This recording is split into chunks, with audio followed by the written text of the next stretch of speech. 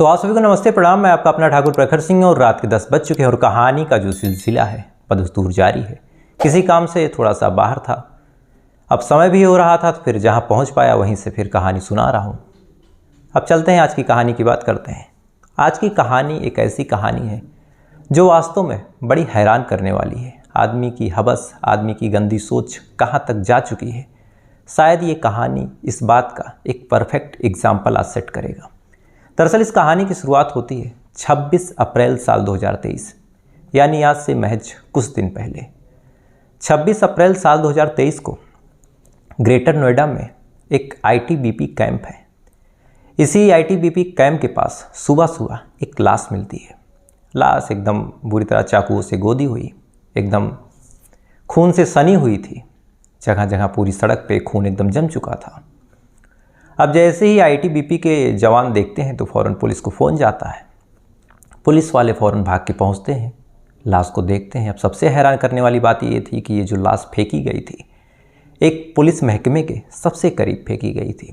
यानी कोई ऐसा था जो हो सकता है पुलिस प्रशासन को एक तरह से चैलेंज कर रहा हो, एक तरह से पुलिस प्रशासन को कुछ समझ ना रहा हो। इसीलिए अब फ़ौरन पुलिस वाले पहुँचते हैं। पहुँचने के बाद बॉडी को अपने कब्जे में लेते हैं। कब्जे में लेने के बाद पोस्टमार्टम के लिए भेजते हैं। लाश को बाकायदा चेक करते हैं कि कोई सबूत, कोई ऐसी वैसी चीज़ मिल जाए।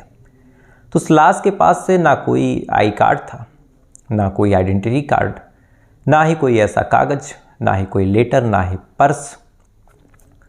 अब पुलिस वाले अजब मुसीबत में कि इसमें तो कुछ है ही नहीं, तो कम से कम मरने वाले की पहचान कैसे हो। अब पुलिस वाले मरने वाले की पॉकेट को बाकायदा चेक कर रहे हैं तो कोई भी कागज़ नहीं मिला सिवाय एक रेलवे टिकट के। ये टिकट अलीगढ़ से दादरी स्टेशन तक आया हुआ था और इस टिकट पे एक नाम लिखा हुआ था, चांद मलिक। यानी जहाँ तक संभव है कि ये जो मरने वाला है, इस मरने वाले शख्स का नाम चांद मलिक है और ये अलीगढ़ से दादरी स्टेशन तक आया था। इसके अलावा ना कोई सबूत, ना कोई सुराग, ना ही कोई ऐसी चीज़ जिससे मरने वाले का पता चल सके या फिर कत्ल का कुछ पता चले या फिर कातिल का पर्दाफाश हो। अब पुलिस वालों को जो भी छानबीन करनी थी, जो भी जांच पड़ताल करनी थी, वो महज इसी टिकट के एक टुकड़े से करनी थी। अब पुलिस वाले, चूँकि अब उनको एक तरह से ये केस बड़ा चैलेंजिंग लगा, चूँकि जो लाश फेंकी गई थी वो आईटीबीपी कैंप के पास फेंकी गई थी, पुलिस वालों के मुँह के एकदम सामने। तो पुलिस वाले भी इस केस को बड़ा चैलेंजिंग लेते हैं। चैलेंज लेने के साथ साथ 3 अलग अलग टीमें बनाई जाती हैं। 3 टीमों को अलग अलग दिशा में जांच पड़ताल करने के लिए भेजा जाता है और उसी में से एक टीम जाती है अलीगढ़।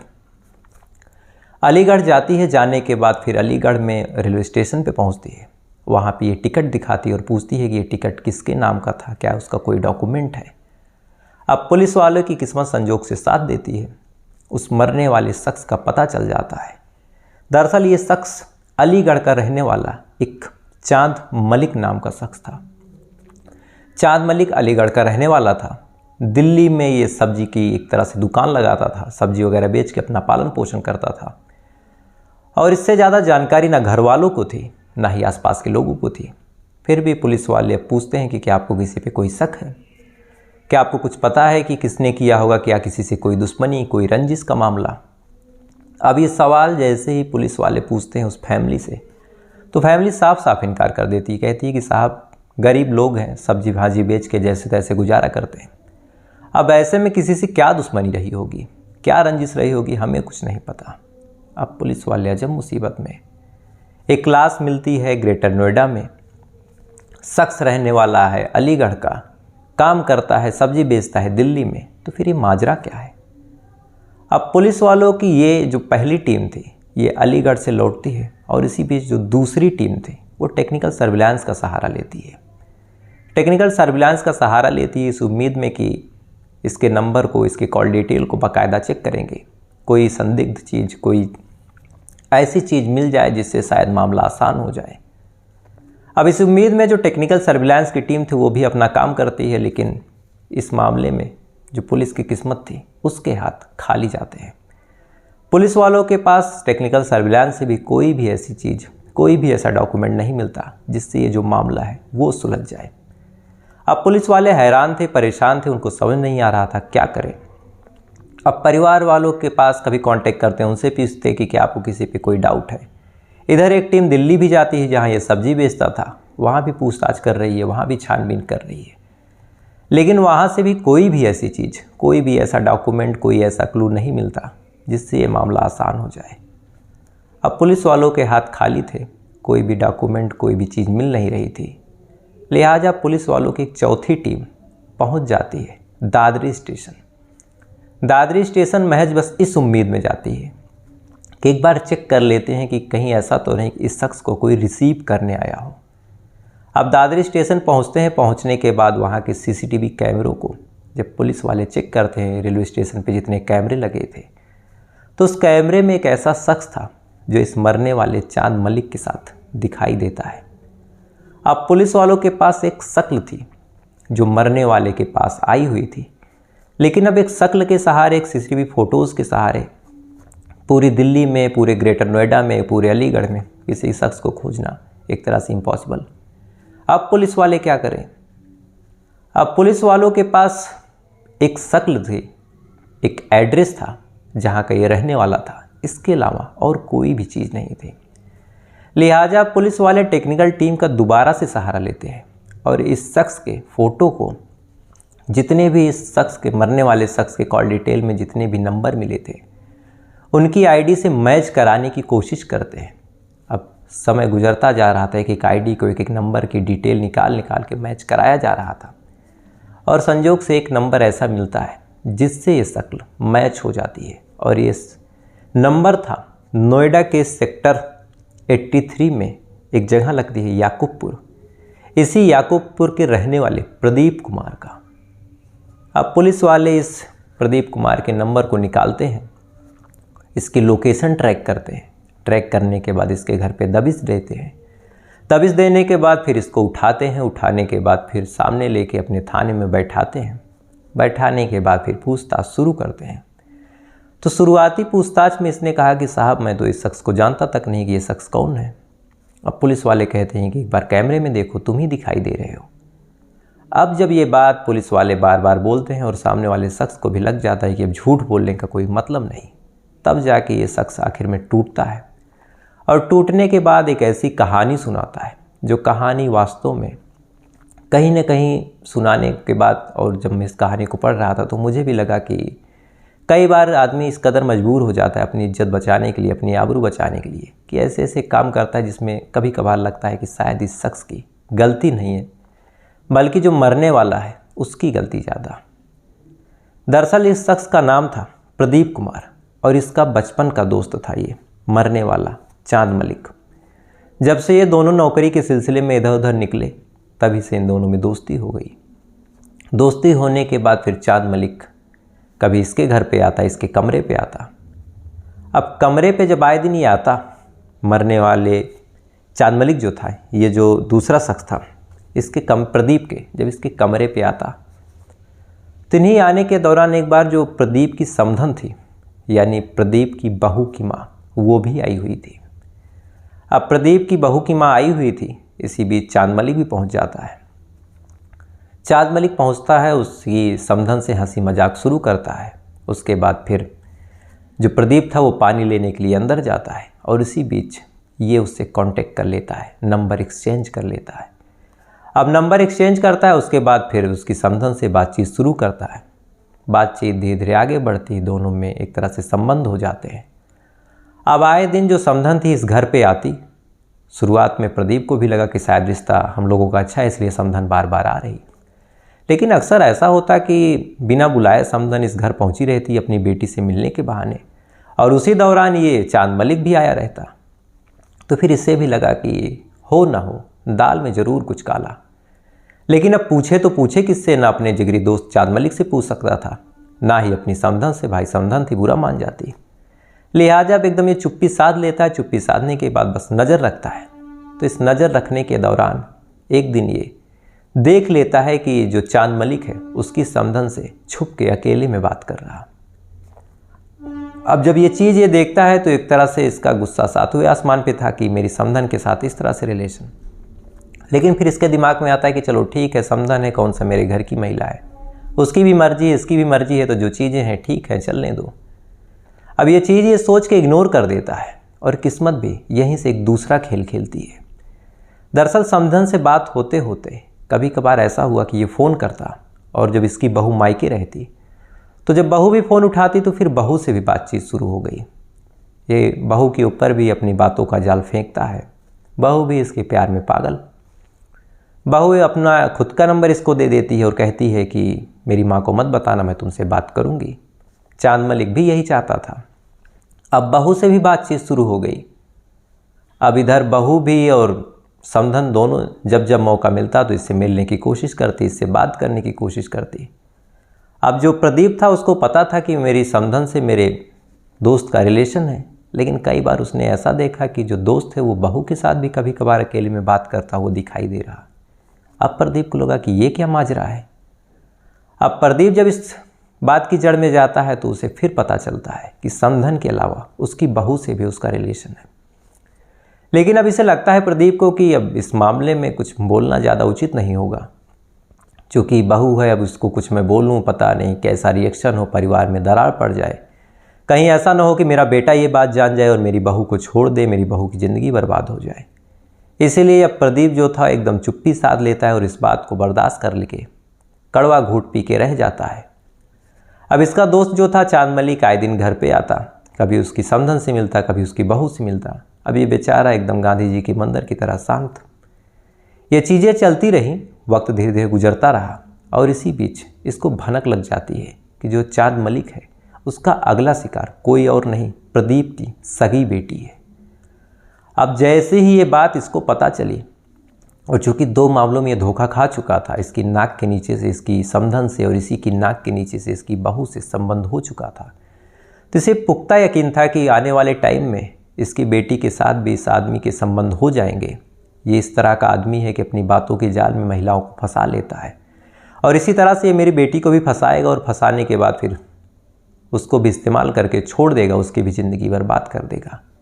इसीलिए अब ये बात इसको इस कदर नागवार गुजरी, अब इसको लग जाता है कि अगर ये ज़िंदा रहा तो लगातार ये लड़कियों की ज़िंदगी बर्बाद करेगा। अब जब इसको ये बात लगी तो फिर इसे लगा कि अब इससे पीछा छुड़ाना चाहिए, लेकिन छुड़ाएं तो छुड़ाएं कैसे? अगर कभी मार पीट के या फिर लड़ाई झगड़ा करके इसको घर से दूर भी रखा तो आजकल सोशल मीडिया का ज़माना है, मोबाइल फ़ोन का ज़माना है, कौन किससे कहाँ कांटेक्ट कर ले कुछ कहा नहीं जा सकता।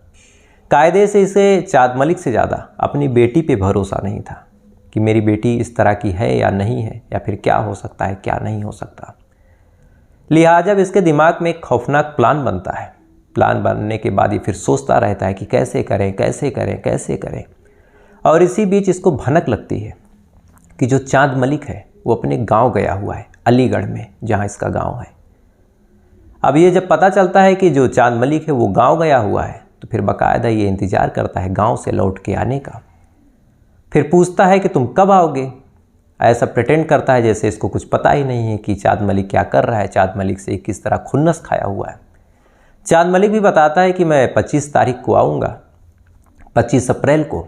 इसके बाद कहता है कि काम करो, मैं तुमसे स्टेशन पे मिलूँगा, तुम मुझसे वहीं मिलना, उसके बाद फिर चलेंगे शराब वगैरह पिएंगे। इतने दिन बाद आ रहे हो, बहुत दिन हो गए तुम्हारे साथ बैठ के पिए हुए, तो इस बार की पार्टी भी मेरी तरफ से है, साथ में पिएंगे, उसके बाद तुमको जहाँ जाना होगा तुम जाना। अब चांद मलिक जब ये बात सुनता है तो कोई भी शराबी होकर उसको सामने से शराब का ऑफ़र, तो उसकी खुशी का तो मानो ठिकाना नहीं था कि सामने वाला दोस्त देखो शराब का ऑफ़र दे रहा है। ये फ़ौरन मान जाता है और जैसे ही ये पहुंचता है दादरी स्टेशन पे, फ़ौरन ही कहता है कि ठीक है मैं आ गया हूं, तुम आ जाओ। तो वो कहता है कि बस मैं आ चुका हूं, तुम वहीं रहो, मैं पहुंच रहा हूं। इसके बाद प्रदीप पहुंचता है, चांद मलिक को वहां से रिसीव करता है। रिसीव करने के बाद अपनी साइकिल पे बैठाता है। बैठाने के बाद फिर जाते हैं, ये दोनों लोग आराम से बैठ के शराब पीते हैं। और इस बात का प्रदीप खास ख्याल रखता है कि शराब वो ज़्यादा न पिए और ज़्यादा से ज़्यादा शराब चांद मलिक को पिला दे। अब चांद मलिक शराब पी के एकदम टुन, न उसको कुछ होश है ना है उसको कुछ पता चल रहा है कि उसके साथ क्या होने वाला।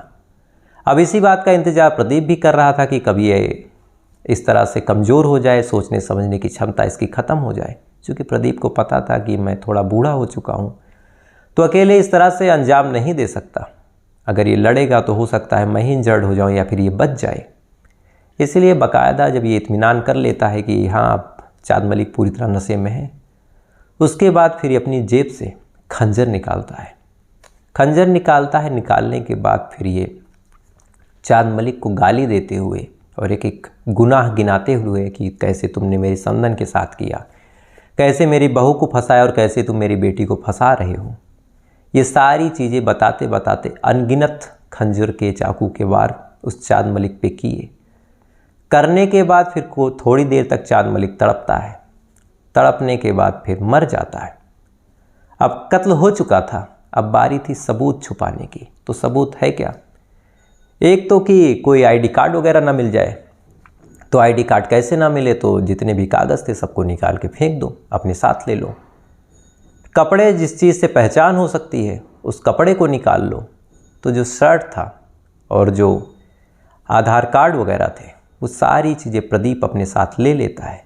लेने के बाद एक नदी है, हरनंदी नदी, माफ़ कीजिएगा, हरनंदी नदी। इसी हरनंदी नदी में बाकायदा उन कपड़ों को और उन डॉक्यूमेंट्स को फेंक देता है। फेंकने के बाद फिर वहाँ से 9 2 11, उसके बाद अपने घर पे आता है, अपने उस खंजर को धुल के रख देता है। उसके बाद फिर सामान्य ज़िंदगी जीने लगता है। लेकिन इसकी एक गलती, जो ये खुद जाता है स्टेशन पे रिसीव करने, वहीं से इसकी शिनाख्त हो जाती है, वहीं से इसकी पहचान हो जाती है। और इसने जो खुद के नंबर से फ़ोन किया था, उस नंबर के आधार पे टेक्निकल टीम और सर्विलांस टीम इसको खोजती है और तब जाके ये मामला सुलझता है। फिलहाल ये मामला भी कोर्ट के अधीन है। अभी 14 दिन की जो न्यायिक हिरासत होती है वो पुलिस को पुलिस कस्टडी मिली हुई है। उसके बाद फिर न्यायिक हिरासत में जाएगा, उसके बाद ये मामला चलेगा। लेकिन वास्तव में कुछ लोगों के चरित्र इतने गिरे हुए होते हैं, कुछ लोगों के चरित्र इस कदर उनका पतन हो जाता है कि शायद कभी कभार ऐसा लगता है कि ऐसे लोगों के कत्ल हो जाने में, ऐसे लोगों के मरने में कोई दुख की या फिर कोई तकलीफ़ की बात नहीं होती।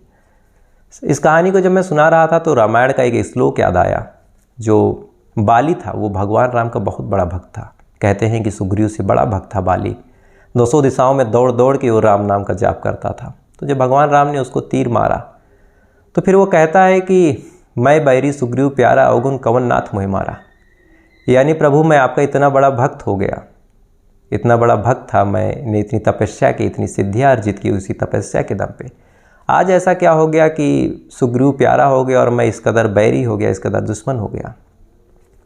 तो इस पर भगवान श्री राम कहते हैं बाली से कि अनुज बधु भगनी सुतनारी, सुन सट कन्या ये समचारी, तापे कुदिष्ट बिलोके जो ताके बधु कछ पाप न हो। यानी अनुज बधु यानी भाई की पत्नी, भगनी यानी बहन, सुतनारी यानी पुत्र वधु, ये सारी लड़कियां, ये सारी महिलाएं एक समान हैं। यानी जिस श्रेणी में बहन आती है उसी श्रेणी में बहू आती है, उसी श्रेणी में भाभी आती है, भाई की पत्नी आती है। और अगर ऐसी स्त्री पे, ऐसी नारी पे कोई कुदृष्टि डाले तो फिर ऐसे इंसान के बद हो जाने में, ऐसे इंसान के कत्ल हो जाने में कोई पाप नहीं है, कोई गलत काम नहीं है। तो भगवान राम भी ये चीज़ कह चुके हैं। तो कभी कभार ऐसा लगता है कि शायद उन्होंने सही कहा। और इस कहानी को सुनाने में कहीं ना कहीं ये लगता है कि प्रदीप भी इस कदर मजबूर था कि उसने शायद अपनी इज्जत को बचाने के लिए किया। फिलहाल कानून है, जो भी सज़ा होगी वो सारी चीज़ें प्रदीप को मिलेंगी। तो फिलहाल ये थी पूरी कहानी। और जो सवाल जवाब का सिलसिला है वो शायद आज नहीं है, चूँकि आज मैं कहीं बाहर था और बाहर से ही कहानी सुना रहा हूँ। और शायद कल प्रयास रहेगा कि कल सारी चीज़ें यथासंभव हो जाएं, लेकिन नहीं होगा तब भी कहानी तो आएगी। लेकिन वो सवाल जवाब का सिलसिला, वो सारी चीज़ें, वो डॉक्यूमेंट्स मेरे पास नहीं होते। जो लोगों के कमेंट थे वो भी मेरे पास नहीं है। और कहानी का टाइम भी हो रहा था, तो रिसर्च, रिकॉर्ड, इन सारी चीज़ों में ही टाइम लग गया। तो फिलहाल ये थी पूरी कहानी। अब आपसे कल फिर मुलाकात हुई किसी दूसरी कहानी के साथ। तब तक अच्छे रहिएगा, खुश रहिएगा। और वीडियो अच्छा लगा हो तो वीडियो को लाइक करके चैनल को सब्सक्राइब कर लीजिएगा। तो फिर आपसे कल फिर मुलाकात होगी किसी दूसरी कहानी के साथ। तब तक अच्छे रहिएगा, खुश रहिएगा, अपना ख्याल रखिएगा, अपने देश का ख्याल रखिएगा। जय हिंद, वंदे मातरम।